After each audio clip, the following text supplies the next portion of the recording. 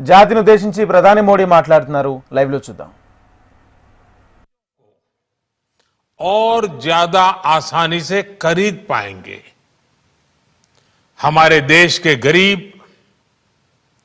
मध्यम वर्गीय लोग, न्यू मिडिल क्लास, युवा, किसान, महिलाएं, दुकानदार, व्यापारी, उद्यमी, सभी को ये बचत उत्सव का बहुत फायदा होगा।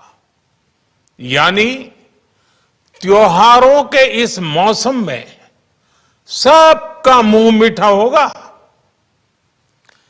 देश के हर परिवार की खुशियां बढ़ेगी। मैं देश के कोटि कोटि परिवारजनों को नेक्स्ट जनरेशन जीएसटी रिफॉर्म्स की और इस बचत उत्सव की बहुत बहुत बधाई देता हूं, शुभकामनाएं देता हूं।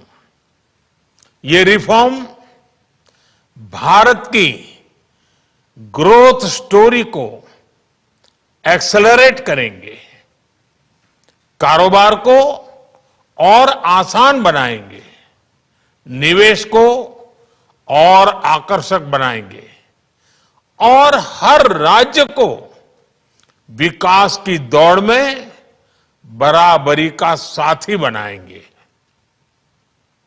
साथियों,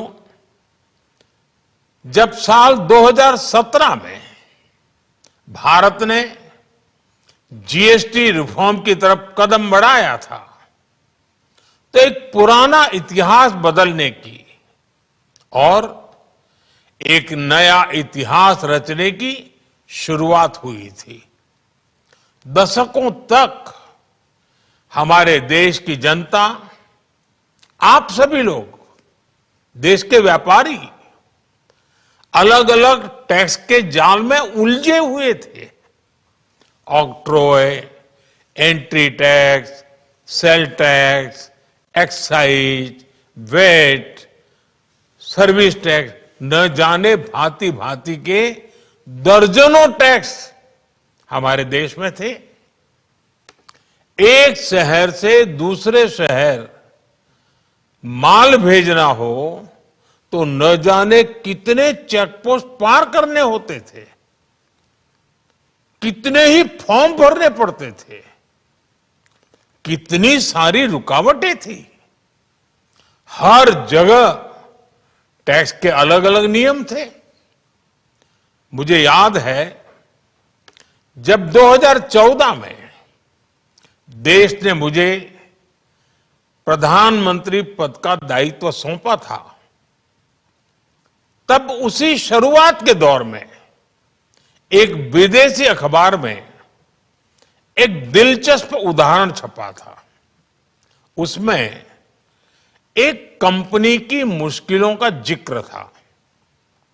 उस कंपनी ने कहा था कि अगर उसे बेंगलुरु से 570 किलोमीटर दूर हैदराबाद अपना सामान भेजना हो तो वो इतना कठिन था कि उन्होंने सोचा और उन्होंने कहा कि वो पसंद करती थी कंपनी कि पहले अपना सामान बेंगलुरु से यूरोप भेजें और फिर वही सामान यूरोप से हैदराबाद भेजे।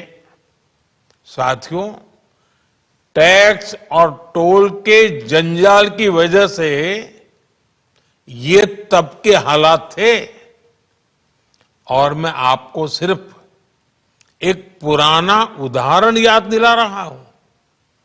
तब ऐसी लाखों कंपनियों को, लाखों करोड़ों देशवासियों को अलग अलग तरह के टैक्स के जाल की वजह से हर रोज परेशानी होती थी।